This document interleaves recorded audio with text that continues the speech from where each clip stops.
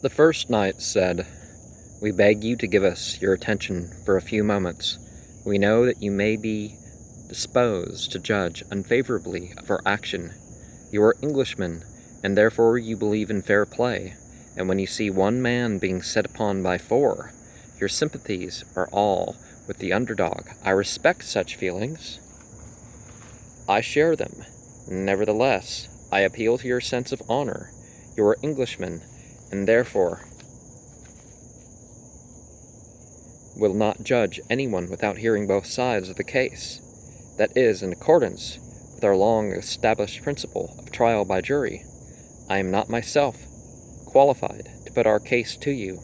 I am a man of action and not of words. For that reason, I shall do no more than introduce the other speakers, who, with their various abilities and different points of view, will be able to lay before you the merits of this extremely complex problem. I shall call upon our eldest member to speak first, my neighbor in the country, Baron William de Tracy," the third knight says. "I'm afraid I'm not anything like such an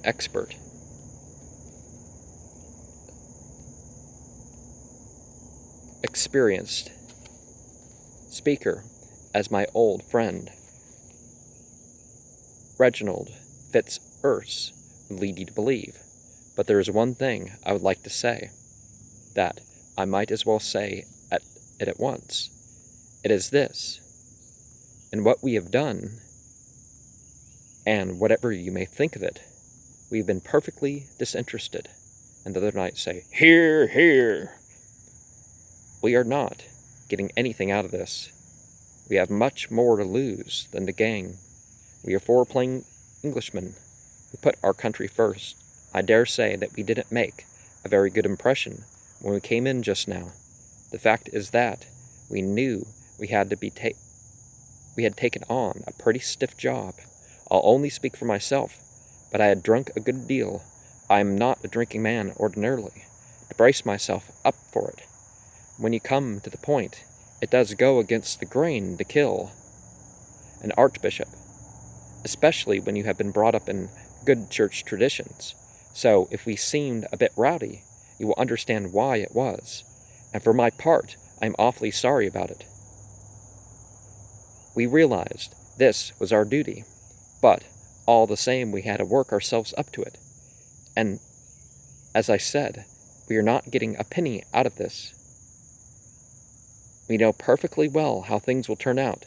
King Henry, God bless him, will have to say, for reasons of state, that he never meant this to happen, and that there's going to be an awful row. And at the best, we shall have to spend the rest of our lives abroad, and even when reasonable people can see that the Archbishop had to be put out of the way, and personally, I had a tremendous admiration for him. You must have noticed what a good show he put up at the end, and they won't give us any glory. No, we have done for ourselves. There's no mistake about that.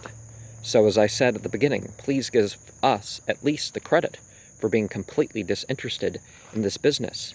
I think that it is about all I have to say. The first knight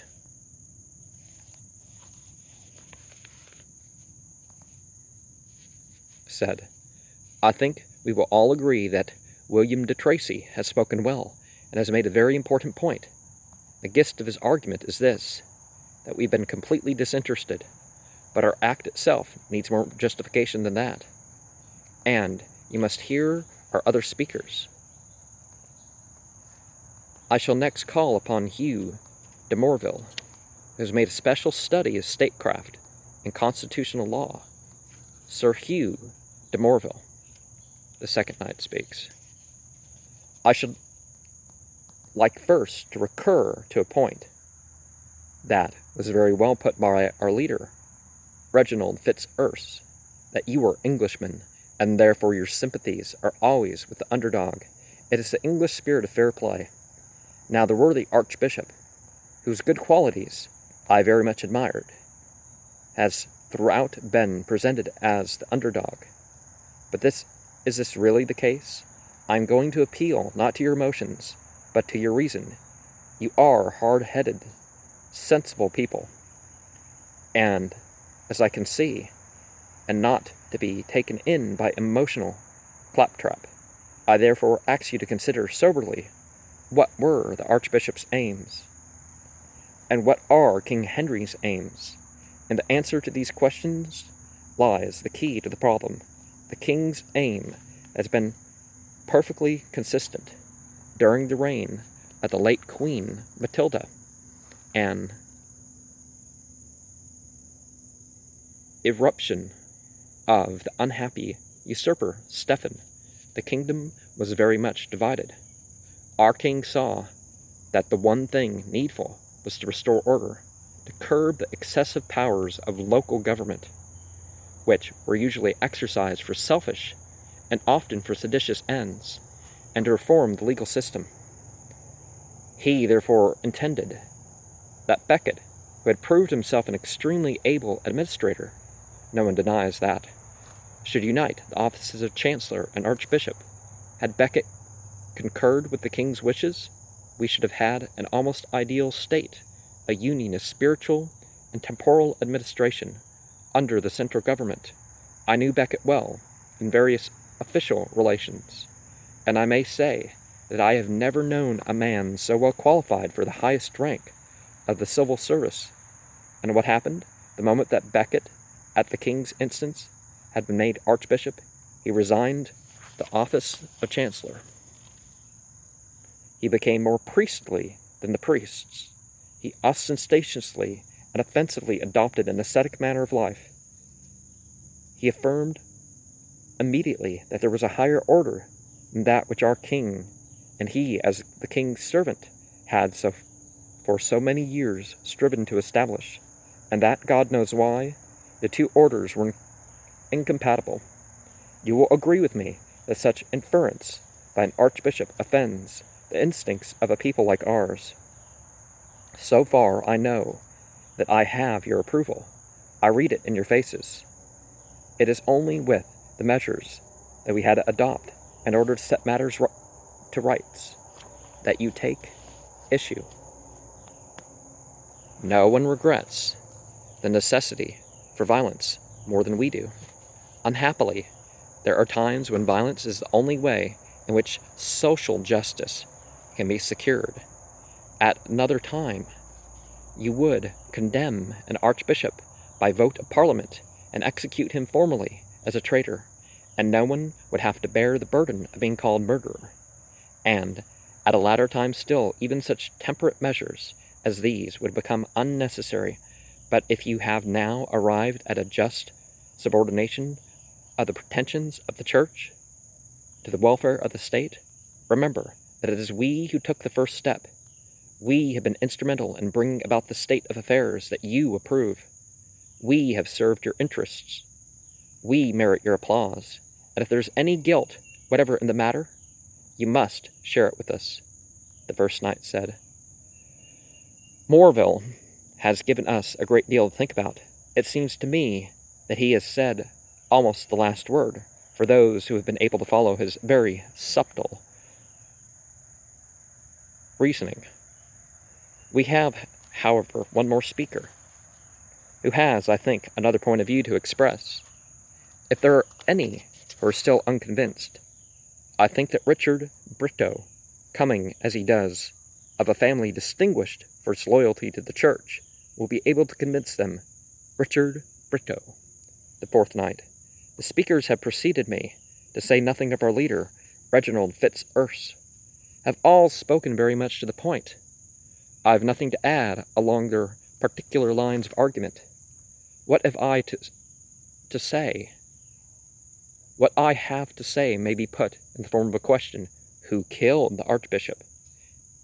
As you've been eyewitnesses of this lamentable scene, you may feel some surprise at my putting it this way. But consider the course of events. I am obliged, very briefly, to go over the ground traversed by the last speaker. While the late Archbishop was Chancellor, no one, under the King, did more to weld the country together, to give it the unity, the stability, order, tranquility, and justice that it so badly needed.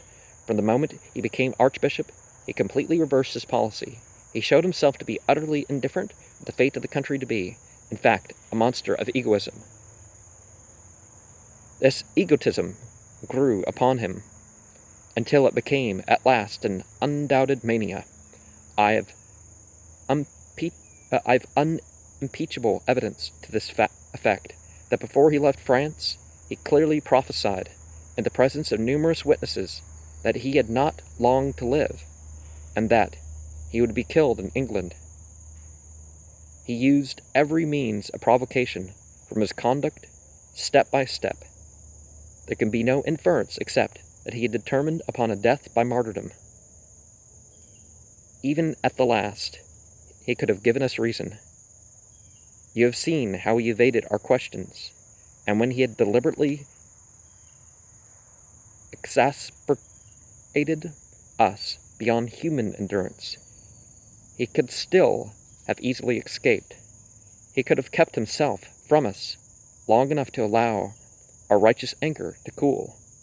That was just what he did not wish to happen. He insisted, while we were still inflamed with wrath, that the doors should be opened. Need I say more? I think, with these facts before you, you will unhesitatingly render a verdict of suicide, while of unsound mind. It is the only charitable verdict you can give upon one who was, after all, a great man. The first knight said, "Thank you, Brito. I think that there is no more to be said, and I suggest that you now disperse quietly to your homes. Please be careful not to loiter in groups at street corners, and do nothing that might provoke any public outbreak." Exeunt knights. The first priest says, "O Father, Father, gone from us, lost to us, how shall we find you? From what far place? Do you look down on us? You now in heaven? You shall now guide us, protect us, direct us. After what journey, through what further dread, shall we recover your presence? When inherit your strength, the church lies bereft, alone, desecrated, desolated, and the heathen shall build on the ruins. Their world without God, I see it, I see it." If you want to be technical, a heathen doesn't live in fine masonry and such. The heathen were the ones who weave their homes together and whatnot. Because heathen and pagan really had nothing to do with anything other than material culture in the old Roman use. Third priest, "For the church is stronger for this action, triumphant in adversity. It is fortified by persecution supreme, so long as men will die for it. Go, weak, sad men, lost, erring souls, homeless in earth or heaven. Go, where the sunset reddens and the last gray rock of Brittany are the gates of Hercules. Go, venture, shipwreck on the sullen coasts, where black amours make captive Christian men. Go to the northern seas confined with ice, where the dead breath makes numb the hand, makes dull the brain. Find an oasis in the desert sun. Go seek alliance with the heathen Saracen, to share his filthy rites and to snatch forgetfulness in his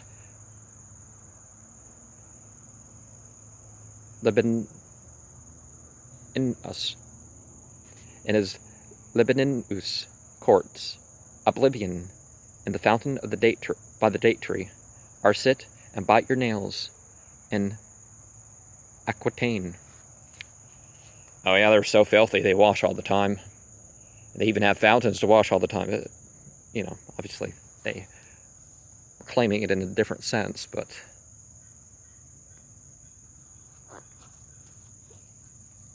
that's what happens when you don't understand languages and cultures, and you just presume, oh, well, they're different, but how different are they? Are they just using a different language, different material, or do they really oppose us full scale? I don't think anybody opposes anybody full scale, but in the small circle of pain within the skull, you still shall tramp and tread one endless round, a thought to justify your action to yourselves, weaving a fiction which unravels as you weave, pacing forever in a hell of make-believe, which never is belief.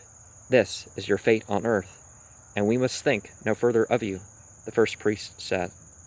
O my Lord, the glory of whose new state is hidden from us, pray for us of your charity, the second priest says.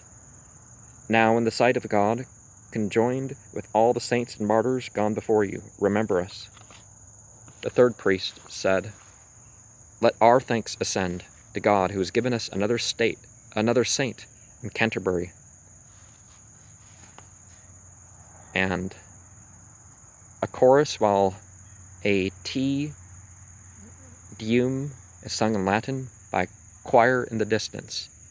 Now, I'm not familiar with that, so I'm not even going to, so whatever tone I have is something different. We praise thee, O God, for thy glory.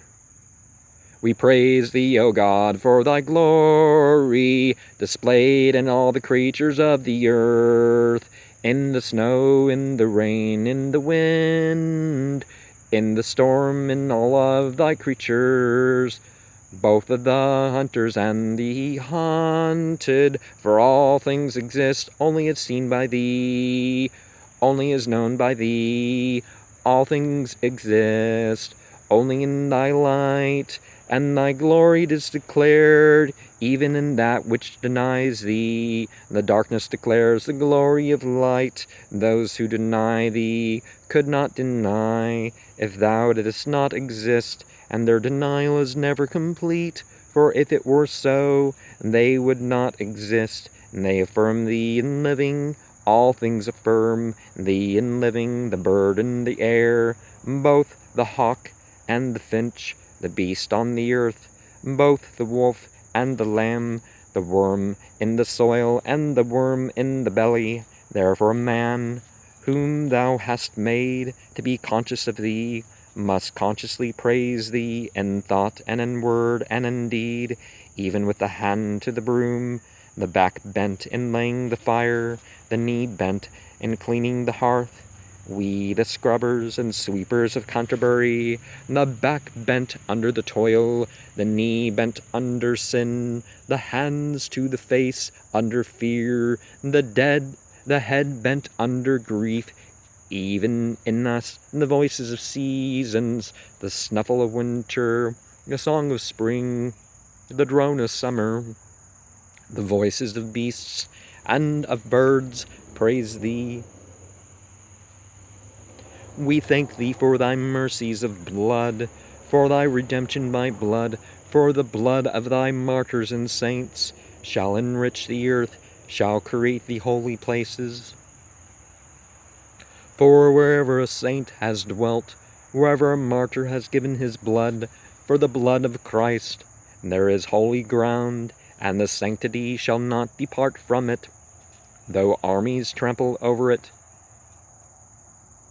Though sightseers come with guidebooks looking over it, from where the western seas gnaw at the coasts of Iona, to the death in the desert, the prayer in forgotten places by the broken imperial column, from such ground springs that which forever renews the earth, though it is forever denied. Therefore, O God, we thank thee, who hast given such a blessing to Canterbury. Forgive us, O Lord, we acknowledge ourselves as type of the common man, of the men and women who shut the door and sit by the fire, who fear the blessing of God, the loneliness of the night of God, the surrender required, the deprivation inflicted, who fear the injustice of men less than the justice of God, who fear the hand at the window, the fire in the thatch, the fist in the tavern, the push into the canal, less than we fear the love of God. We acknowledge our trespass, our weakness, our fault. We acknowledge that the sin of the world is upon our heads, that the blood of the martyrs and the agony of the saints is upon our heads. Lord, have mercy upon us. Christ, have mercy upon us. Lord, have mercy upon us. Blessed Thomas, pray for us. Now you can say to people when they're alive, but don't expect that once someone's dead that you can just mention them and then they'll pray for you. You can say that the prophets and other pious people who prayed for their influence, every time you say benediction, it's ever the more the prayers that they prayed regarding their legacy, the people involved in their legacy. Well, that is ever the more the case. And you would ask, why did you include this in the Celt series? Well, one, it sort of points out sort of a delineation, because, they're engaged in the life, and their spirituality is the life, you could say. But then again, Thomas Becket kind of separated that, the kingdom not of the world. But of course, the excuse of the Knights is just nonsense, but that's sort of what happens. This is even more the case of what was done with, it was more excusable, as far as people's opinion was, when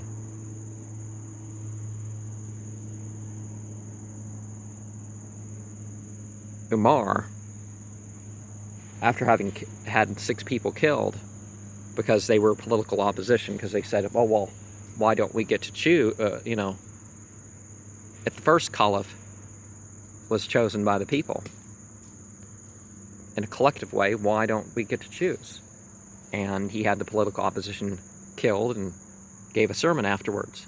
And this is sort of what happened with these people. I'm not sure if any of these words have anything to do with what was actually, they have something to do with what actually went on, but, I'm not sure if any words were transmitted from the actual accounts, and most of this is, it's representative of what the thing was.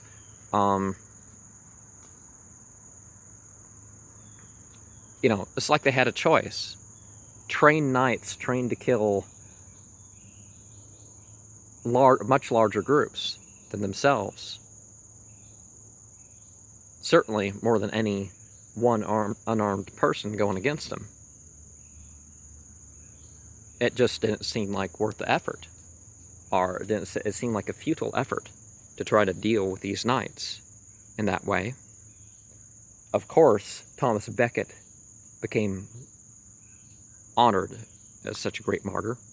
And it doesn't really make sense to me. If Christ was, there's not one Christ. That's a Christian doctrine that's not even supported by the Bible. There's all sorts of Christs. Some of them aren't even human. But that doctrine